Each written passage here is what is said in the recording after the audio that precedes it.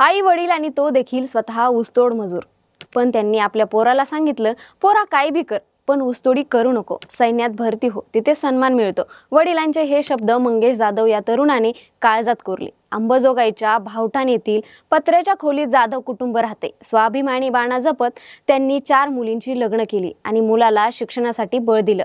गुणवत्ता असूनही मंगेशने डॉक्टर, वकील, इंजिनियर न होता देशसेवेत जाण्याचा निर्णय घेतला होता. त्याने अंबाजोगाईत SRT महाविद्यालयातून वाणिज्य शाखेत प्रवेश घेतला होता, कारण इथेच राष्ट्रीय छात्र सेनेचं प्रवेशद्वार खुले होते.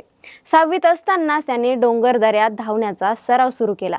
सैन्यात जाऊन पॅरा कमांडो व्हायचं असा निर्णय त्याने घेतला आणि कोणतेही क्लास न लावता त्याने सैन्य दलाच्या परीक्षेत 200 पैकी 190 गुण मिळवले. ही बातमी ऐकली तेव्हाही मंगेश ऊसाच्या फडात होता. त्यावेळी मंगेशने मिळवलेल्या यशामुळे आई वडिलांच्या डोळ्यात आनंद अश्रू वाहू लागले होते. आता मंगेशची पॅरा कमांडो प्रशिक्षणासाठी निवड झाली आहे. अंबाजोगाईच्या या शेतकरी पुत्राला तुमच्या शुभेच्छा नक्की द्या आणि कार्यरंभला सबस्क्राईब करायला विसरू नका.